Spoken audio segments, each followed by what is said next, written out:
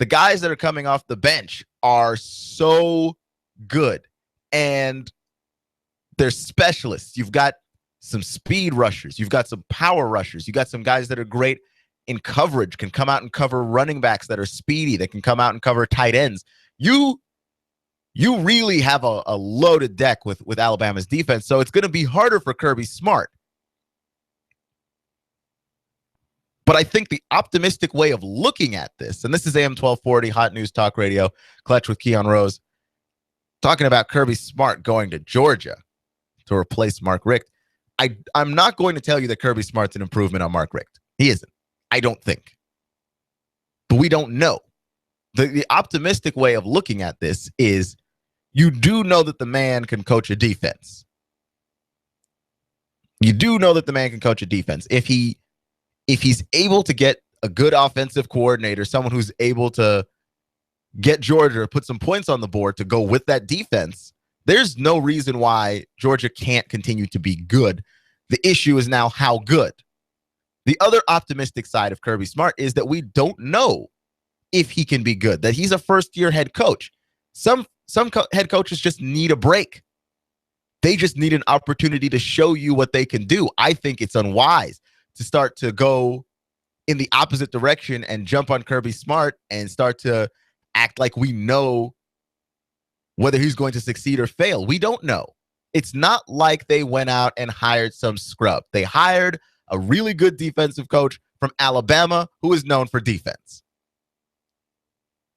And they didn't just hire some guy who's only ever coached in tiny conferences you've never heard of. Okay, he didn't coach in the WAC, the Western Athletic Conference. Okay, he didn't coach in the Mid-Atlantic Conference, in the Sun Belt. He coached in the SEC. He understands the speed of these games, the power of these games, the strength of these games. Okay, and he understands the importance of winning. And look, there's some coaches, they'll get into a coaching job and not have that sense of urgency. You don't have to worry about that with Kirby Smart. He understands, being in Alabama, that it's very, very easy to end up in a situation where you are going to be gone if you don't win. He gets it. He knows this already. I promise you, he's going to be at Georgia trying to win right out of the gate. I think the next thing to see here is the recruiting class. That's going to be, I think, a good indicator of how well Kirby Smart's going to do. Because if the man can recruit, if he can find athletes to fill his scheme, if he can find great players to continue with Georgia, then guess what? He's going to do all right. He's going to do all right. So that's one level. And then, of course, there is the other level of we don't know what anything else he's going to do is going to look like. We have a fair idea of what his defense is going to look like from Alabama, but we don't know what his special teams philosophy is. We don't know what his offense is going to look like because he hasn't hired any of those people yet. No idea. But I think that he's gonna do all right. I think that to just jump to the pessimistic side of this, to just look ahead and go, well, he's not Mark Richt, so we don't know how well he's gonna do. You're all up in arms. I don't like, because we have expectations in sports. You can't help it. Actually, it's life. It's life. You have expectations, right? That you can be disappointed by things. The issue here is to not have expectations that are unrealistic. And I don't want to have, you can have unrealistic expectations in both directions, right? Like you can have unrealistic expectations for Kirby Smart. There's nobody that's saying this, but if someone did say that Kirby Smart could be the greatest Georgia coach of all time, that would be an unrealistic expectation. But if your thought is Kirby Smart is not Mark Richt, he's going to be the worst coach of all time, then that's also an unrealistic expectation. That it's just you're setting yourself up for failure. You will not like Kirby Smart for the longest time if your thought is he's not going to be any good. Sometimes great players, great coaches, they get fired. It happens. You just have to get over it. They don't always deserve it. Okay, Mark Richt definitely didn't deserve it. His record speaks for itself. One of the winningest coaches in the SEC ever, the winningest coach in the history of Georgia football. Okay, 155 wins is a lot of wins. It's a lot of wins. There's no getting around that. What the issue is here is, okay, we've got Kirby Smart. He's a good defensive coordinator. You know that at least he's good. How much of that is the players at Alabama make you look good? Like when you have LeBron, how good of a coach are you? It's just hard to tell. Okay, Eric Spoelstra down in Miami, good coach. Miami's still a solid team after LeBron left. Mike Brown, not coaching anywhere, even though he had 2 coaching jobs after LeBron left, not a good coach. A lot of his coaching deficiencies were disguised by LeBron James. How much of Kirby Smart is disguised by Alabama just being bigger, stronger, faster? There's a lot there. There's a lot there. So we don't know everything with Kirby Smart. But what we do know is that at least he doesn't underachieve. He's not taking away from the defense with bad scheming, with bad planning, with bad play calling. That we do know. That there are guys that have good players and just absolutely underachieve. See Will Muschamp in Florida. Jim McElwain goes into Florida this year, his first year in Florida, and he's just killing it. Florida looks amazing. I mean, not lately because they don't have a quarterback, but they did. They did. I mean, they won the SEC East so fast that by the time they lost their quarterback, it didn't even matter. So yeah, coaching fit matters, but don't be down on Kirby Smart just yet. Let's give the guy a chance. Yes. This is AM 1240 Hot News Talk Radio, Clutch with Keon Rose. Thank you for joining me today. We'll be talking about Ben Simmons and his decision making next.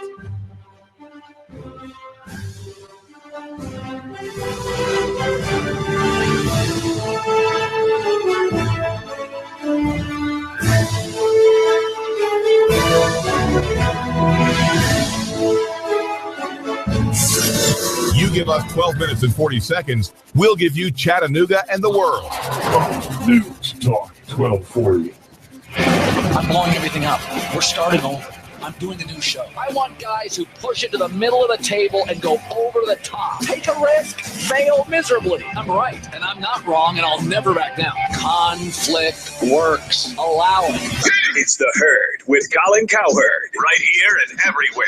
Noon Eastern. You give us 12 minutes and 40 seconds, we'll give you Chattanooga and the world. News Talk 1240. Lay your burdens down at the Woodhouse.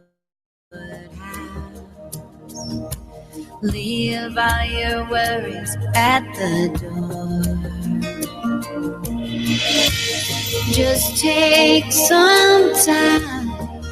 We're transforming lives. Happy holidays At the Woodhouse. from the Woodhouse Day Spa. Holiday gift cards available at chattanooga.woodhousespas.com.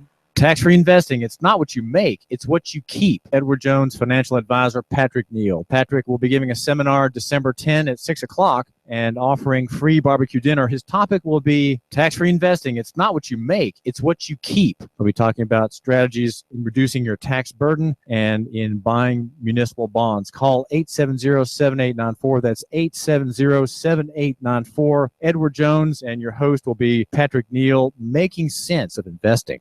I love my Flex loan from Advance Financial. I needed cash, I needed it fast, and I didn't want to get a payday loan. My Flex loan from Advance Financial is not a payday loan. It's a line of credit. I only pay for the cash I need, and I only pay for the time that I need it. There's no lump sum payment. My Advance Financial Flex loan is an open line of credit, and I can get cash anytime I need it.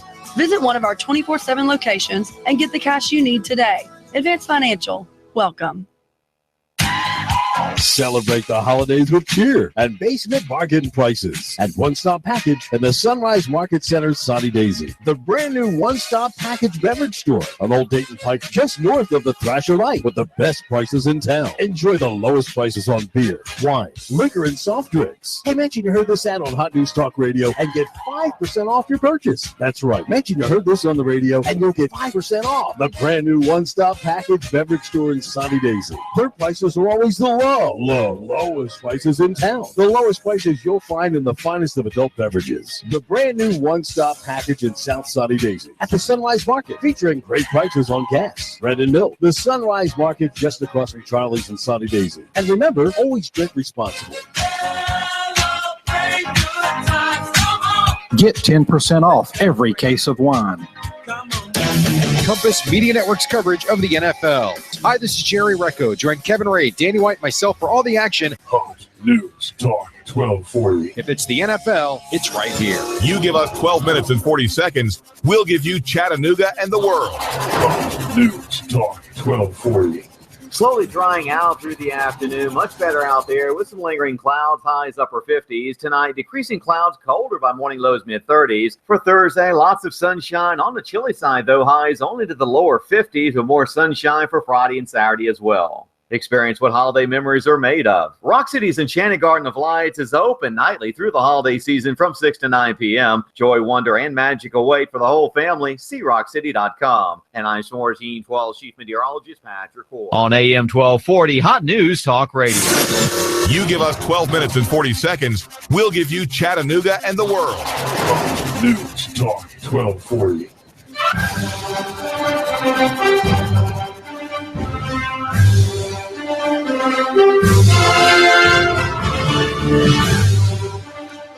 Yeah, Florida. They got problems, man. They got problems. And this week they're playing Alabama. It's a rough life. There was a point in this season where you were like, yeah, they're on a collision course with the Crimson Tide. And they look good enough to win. Win? I'll be happy if they score. I mean, they looked dreadful, and they've been looking dreadful for the entire month of November. They've just looked bad. We're now in December, and they're going to look bad against Alabama. And then whenever their bowl game is, as soon as we decide whatever that is, they're going to look bad there too. It's bad. It's bad at Florida. Treon Harris looks awful. I don't know what the deal is with him. Like he's so limited. It's incredible. He has times where he can look good at times, but overall, gross. It's hard to watch. Like that's going to be this is going to be either the most surprising SEC championship game because Florida's going to do things that we didn't see coming, or it's not. And it's going to be exactly what we expected, and it's going to be dreadful. And I think the surprising thing is just how badly Alabama's going to beat Florida, because Derrick Henry cannot be stopped right now. And Florida's got a good defense, but that defense is going to be on the field all game long, because the offense can't keep them off the field. The offense can't hold on to the ball long enough for the defense to catch a breath. It's crazy. And then, of course, the perfect person to make this game look as bad as humanly possible is Derrick Henry. He's averaging 31 carries a game. He's not just a workhorse anymore. He's the offense. We don't actually know how good Jake Coker is because Derrick Henry is so good. He never lets go of the ball. Like when a player is a ball hog in basketball, that's a bad thing. When a player is a ball hog in football, fine. Especially if it's your running back. If your running back is just gobbling up yards, you just keep handing him the rock, man. You just keep giving Derrick Henry the ball, because at this point, the way that he is able to run behind that offensive line, and I do understand you've got to give a lot of credit to that line. It's incredible. They're athletic and at the same time huge. They make huge lanes for him to run through. The issue, though, is to not take any credit away from Derrick Henry. He's got amazing vision. He sees the field well. Sometimes he's looking into the next level before he has to make a decision as to where the hole is at the offensive line.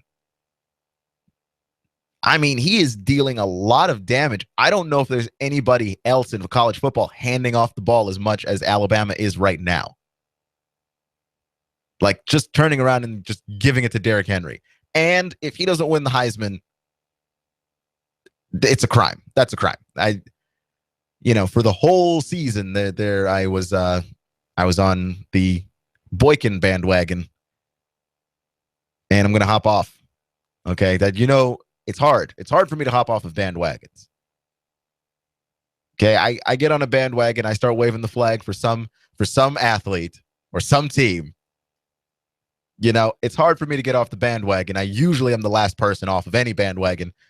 And I think I'm probably the last person off of this one as well. I was on the Boykin bandwagon until he got hurt, and then Leonard Fournette receded into the background, and then those were the guys that I was waving the flag for. So I don't know anymore how to deal with that. I'm just gonna concede that yes, okay, Derrick Henry he's the Heisman Trophy winner here. It's not close.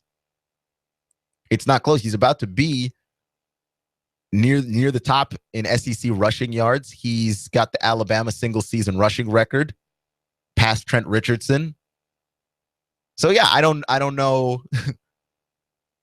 I don't know how else to talk about Derrick Henry. Like, there are no more accolades that you can give him. The dude's just good at running the football. And the fact that this team trusts him with the ball 31 times a game, which is just high, and especially in today's college football climate where nobody runs the ball anymore. Not like that, and certainly not with one back. Okay, you might have an Arkansas situation where you have 2 or 3 good guys and you just run all 3 of them. Very rarely do you have one running back. Derrick Henry, if he lands on the right team in the NFL, that's a dangerous dude. Like, we'll be hearing about him for years. Kind of dangerous. That is a dangerous dude. He's going to run the clock out of this game, and he's going to score while doing so, because that's also an Alabama specialty. And Florida, whose offense is inert at this point. I mean, it's just absolutely useless. I feel like, and maybe I'm exaggerating here, because it's radio. Why would I not exaggerate? What, you think someone would just get on the radio and tell lies? I think I could, with the help of Russell and Mr. Judd, find 8 other friends that would have a more effective offense than what Florida's running out there right now. Because I saw some highlights of that Florida-Atlanta game, and I don't know what that was. That was not even football. That wasn't even football. Like, it was just a bunch of people with an oblong leather skin on a rectangular field trying to hit each other aimlessly. Like, it wasn't football. It was dreadful. I think we could do that. I think that, honestly, we have a better shot of scoring points than Florida does against Alabama this week. In fact, I don't think Alabama is going to allow Florida to score points. That is my bold prediction. I think that's going to be, Florida's going to get a field goal, maybe. Unless Alabama lets off the gas late, Florida's not scoring touchdowns in this game. They're just not. Treon Harris is not capable of doing that. Florida State locked them up. And Florida State's a good team, and Florida State's a good defense. Alabama's a great defense. Florida's not scoring. And, to that end, by the way, I have to talk about this because I understand that there's just some. I mean, okay, so here's the thing about college football, right? The college football playoff gives you carnage and wreckage like you've never seen before because, you've got a lot of teams that deserve to be in that playoff, right? Like a lot of teams that are actually worthy of being in there. that are just not in there because there's only 4 spots and there's more than 4 really good teams. Right? So I'm looking at the top 4, Clemson, Alabama, Oklahoma, and Iowa. And I'm looking at it and I'm like, is Notre Dame really going to miss the playoff? Notre Dame's got 2 losses. One to Stanford, who's really good, and one to Clemson, who's the best team in the nation. And they lost those games by 2 points, both of them. If Notre Dame were in a Power 5 conference, does Notre Dame make it to the playoff? I understand they have 2 losses, but Notre Dame's 2 losses are better than any wins that Iowa has. Any of them, because the Big Ten's bad. The Big Ten is a very bad place to be for football. Okay, it's got Ohio State, it's got Iowa, it's got Michigan State. That's it. Michigan next season, I think we can have a reasonable expectation for them to be pretty scary. And I think, 2 seasons down the line, Michigan's going to be that team that you're just like, well, here they are again. But at the moment, this is Iowa's schedule. And let's try and keep account on how many quality games are in this schedule. Illinois State, no. Iowa State, no. Pittsburgh, no. North Texas, definitely not. Wisconsin, which was a 10-6 victory against Wisconsin, no.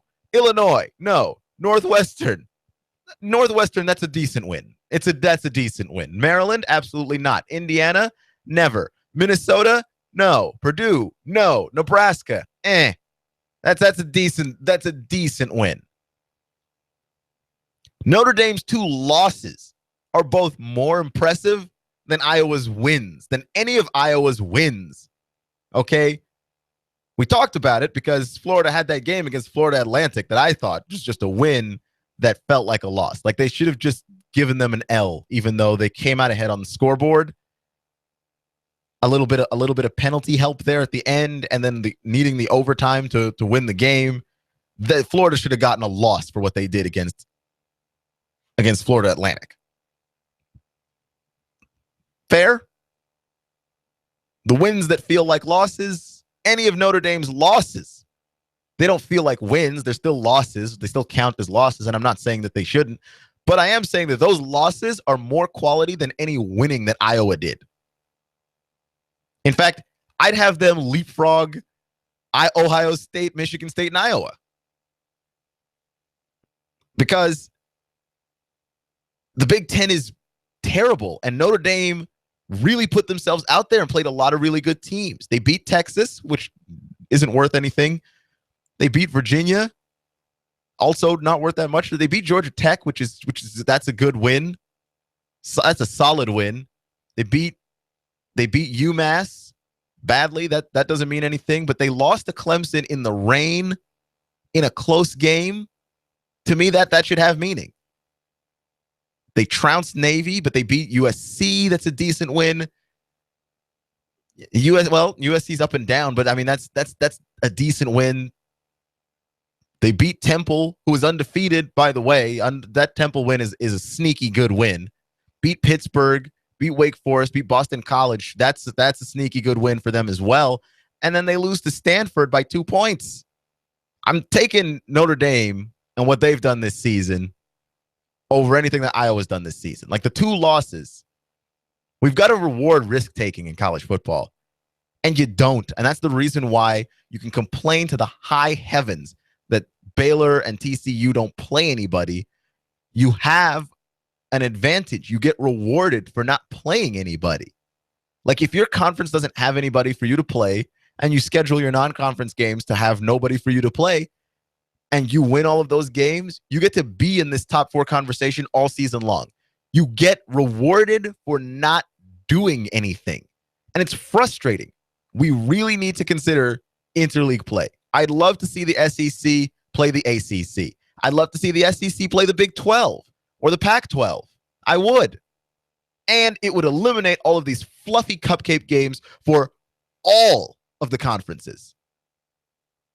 You could have them rotate like what the NFL does, where the divisions play each other. I don't care how you do it. Just do it, man. Get it done. Because I'm tired of looking at this schedule and going, well, does Notre Dame really need to be in there? Because I don't know how good Iowa is. I've watched enough Iowa football, and I still don't know how good Iowa is. They haven't really played anybody. You know, and they play Michigan State next week in the Big Ten championship game. To me, that's going to be the first test that they've had all year. And if they somehow manage to win it, then, oh my goodness, if they somehow manage to win the Big Ten championship game, then you could kind of say that they were worthy of it. But then I have a sample size of one good game for you. Really? I'm not impressed. I'm really not. I think Stanford is better than Iowa. I think Notre Dame is better than Iowa. I don't know that, like, being undefeated in a bad conference, okay, like the other two teams in your conference that are really good each have a loss. Just one. They're both one-loss teams. It's not like you're head and shoulders above the rest of the conference. There are only three good teams. Okay, and Michigan State, they had a loss to Nebraska. That's a tough one. That's a tough one. That was a close game. They could have won that one, and then they're undefeated too. And then I would take Michigan State over Iowa because I really think that Connor Cook's the real deal at quarterback. But it's hard. Okay, it's really hard to look at Iowa and go, this is a quality football team, and I think that they ought to be in the playoff. I don't think they're good enough.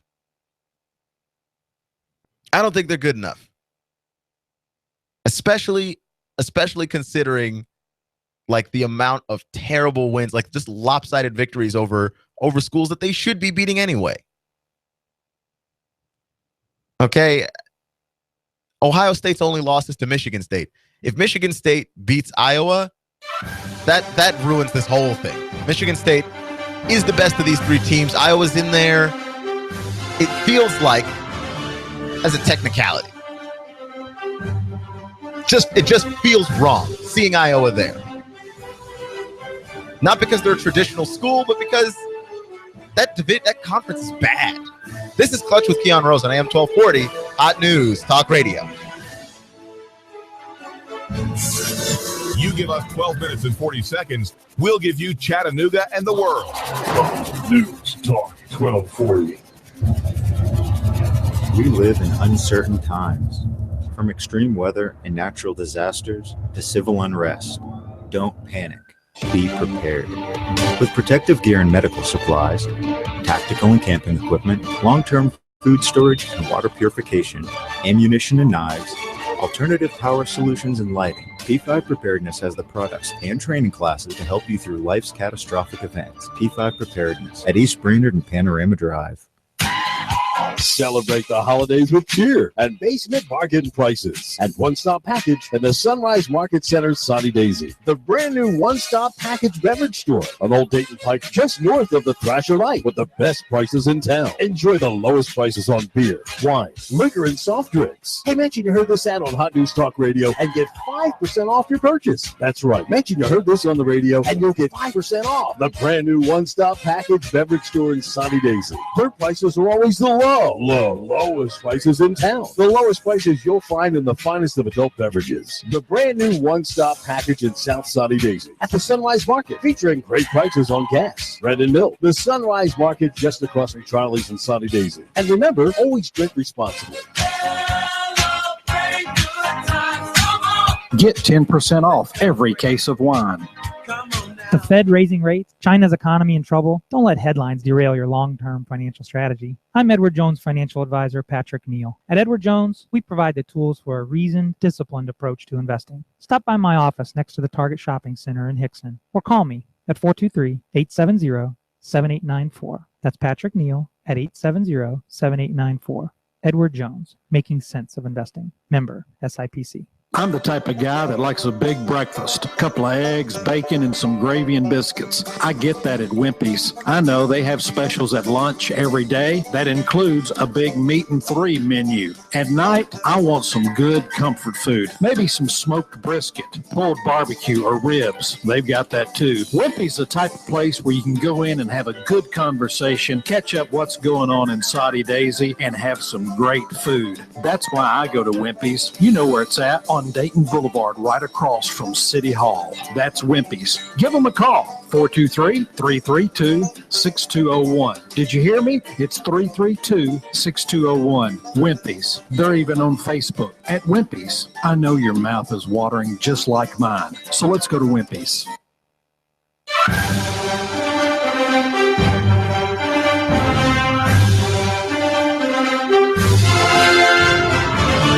If you're a great college basketball talent, where do you want to go to school? Who do you want to be your head coach? Where do you want to go to school? And I only ask because I think Ben Simmons made a mistake. I think he made a mistake, a very, very huge mistake. And that mistake being he went to LSU to play basketball. Now, look, I'm not saying he had to go to Kentucky, right? Like, I'm not saying go to a place where John Calipari is your head coach, even though that would have been wise. John Calipari does one thing well for all of his players. He makes sure they get drafted. He makes sure that on draft day, you're up top. You're as high as you can go if Calipari is your head coach. That is a fact. But Ben Simmons went to LSU, and they're kicking themselves in the rear here. Like, they talk about shooting yourself in the foot. LSU has just got some losses. And they're just bad losses. Okay. He wants to be maybe the number 1 overall pick in the NBA draft. I can't remember the last time we had a number 1 overall that missed the tournament. Like, LSU could miss the NCAA tournament. You need to have quality wins, but you can't lose the games that LSU is losing. Okay? And they lost to Marquette. They lost to NC State. And those are solid teams. It's not like they're losing to like garbage teams. But those are quality teams, but you've got to try and you've got to beat those teams. You've got to beat those teams early because the committee is going to look at your schedule and go, well, who have you beaten? And who have you lost to? They lost to Charleston. Man. And you're Ben Simmons trying to make the NBA as a number 1 overall pick, as a very high draft pick, at least a lottery pick. But guess what? It's going to be hard to do that if you miss the tournament. Like, it's one thing if you're just overwhelmingly dominant, right? You're just so dominant. Like, we're just looking at you and going, you know what? That team dragged you down. It's not really the case with LSU. Ben Simmons is still trying to come into his own as a scorer and as a player. Team is missing some veteran players, some guys who were starters last year, and it's starting to show. Ben Simmons is still great. He's still an amazing player to watch. He still looks like Australian Magic Johnson. But did he make the right decision by going to LSU? I'm going to go with no. Not saying it had to be Kentucky, but mercy. I mean, the LSU is not a basketball school by any stretch of the imagination. And it's not like year after year LSU is making the tournament. Like any other school in the SEC almost feels like it would have worked because Georgia makes the tournament pretty regularly. Tennessee makes the tournament pretty regularly. Hired Rick Barnes to be their head coach. You've got options here You got options. And you went to LSU? Really? That of all the options that you had in front of you, of all the schools, you could have gone to Kansas with Bill Self. I mean, there's so many great coaches and great programs out there. LSU was the one that you went to when you were trying to be a number 1 overall pick in the draft? Because that seems like an odd choice to me. But it's funny that we're even having this conversation. This is AM 1240 Hot News Talk Radio, Clutch with Keon Rose. Make sure to check us out on Facebook, Twitter, and YouTube. Search Hot News Talk Radio. You can have Hot News Talk Radio wherever you go. Interact with us, and we'd love to hear from you. Here's the thing. It's interesting that we're even having this conversation about Ben Simmons because we do this every year. And I don't know when we enter the twilight zone and had this conversation every year and didn't realize that we were having this conversation every year, because we do have this conversation every year. We have this conversation. We had this conversation with Andrew Wiggins, had this conversation with Kevin Durant years back. But every year we have this conversation. There's an athlete coming out of high school, going to college. We believe that he's got NBA caliber potential, possibly NBA caliber talent. And we just start overhyping whoever that is immediately. Whoever that is, we just start talking about them like it's a foregone conclusion. They're going to the NBA and they're going to be great. This is going to happen. Last year, I believe the conversation trended more to Okafor being in that conversation. Jahlil Okafor, who has not looked really great this season, but that's mostly because he plays for the dreadful 76ers, a team that's not really designed with him in mind, because it's not even a team that's really designed with anybody in mind. All of those players are assets and can be moved and traded at any moment. And if you had to live with that as a mindset, you'd get into bar fights too. Jahlil Okafor was that guy at the beginning of the season because you just saw the offensive game that he had, the soft touch around the basket, the way that he moved, that a guy that is upwards of 200 pounds, 300 pounds should not have such soft movements like that. He looks like he should be in ballet. The way he moves, it's so deft and he like such great skill around the basket. Like, it didn't just look like he was out muscling people, pushing people out of his way. When Jahlil Okafor goes to that spin move, it looks as beautiful as ballet. And we started talking about how great Jahlil Okafor was just weeks before the season even started. And, you know, is that fair to Jahlil Okafor? Is that fair to Ben Simmons, Andrew Wiggins? It doesn't seem fair to just have this conversation about them before they even realize their potential. I think that they're excited that we think they're going to be great. But what do we gain out of that? What do we gain out of talking about someone and their potential like we know what it is? We don't. The ceiling on people, there's a lot more there than just oh, he's athletic, he's going to be the next LeBron. Look at the way this guy shoots. He's going to be the next Kobe. You don't know that. I mean, there's so many things that go into it. Part of it is mentality. Some guys just don't have the mentality for this thing. And well, that's the thing that we're seeing with Wiggins, that we looked at Wiggins and said, if Andrew Wiggins bulks up and if Andrew Wiggins continues to develop his game, he's gonna be like the next LeBron. Like, he's got that as a ceiling for him physically. But mentally, Andrew Wiggins is a passive player. He's a passive guy. He doesn't have that in him to take over the game. And he doesn't have to. If you build a team well with him, okay, understand that Andrew Wiggins at this point in his career, because again, I'm not trying to paint guys into corners, at this point in his career, has the mentality of a second banana. He's not trying to go out and get himself 40 every night. It's just not his mentality. Okay, it's just not who he is. And he doesn't have to be that. But the issue is we're all disappointed that he's not that, because we look at all the physical tools that he has. We look at all of the sparks of potential that he has, that we see him on a nightly basis. He'll show flashes every now and then. And every now and then he'll have a game where he just drops 30 and you're like, wow, this Andrew Wiggins guy can be really good.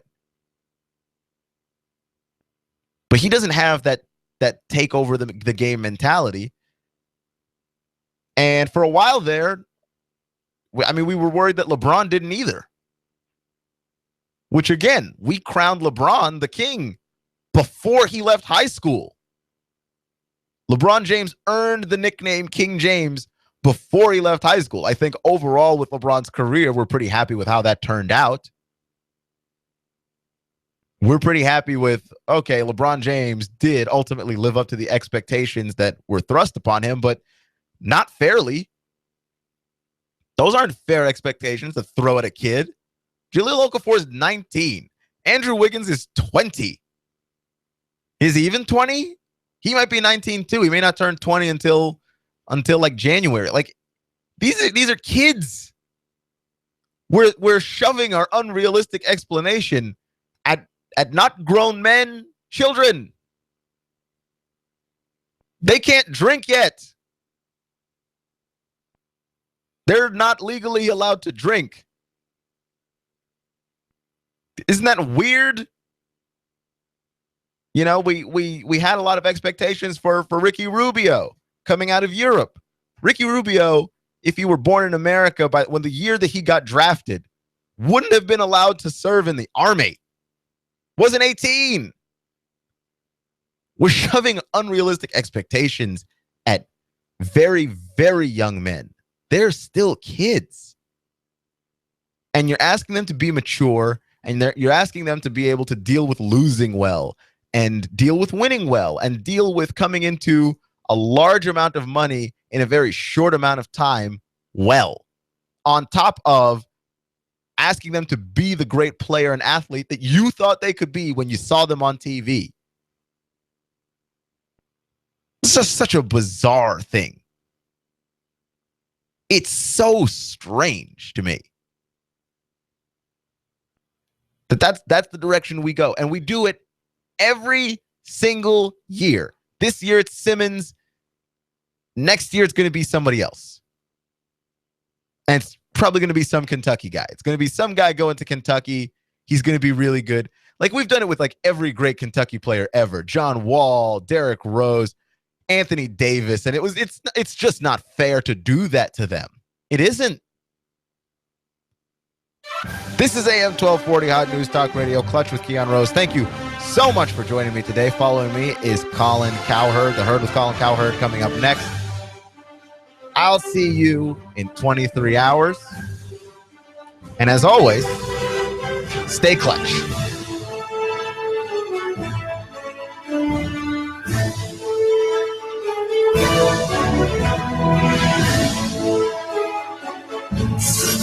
You give us 12 minutes and 40 seconds, we'll give you Chattanooga and the world. News Talk 1240.